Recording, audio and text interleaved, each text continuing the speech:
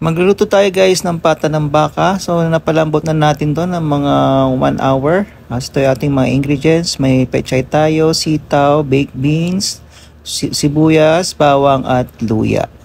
Ayan guys, naggisa na tayo ng ating sibuyas, bawang, luya. Sinabay-sabay na natin. Haluin lang natin hanggang mag-brown konti yung ating mga spices. Ayan, lagyan na natin yung ating pata ng baka.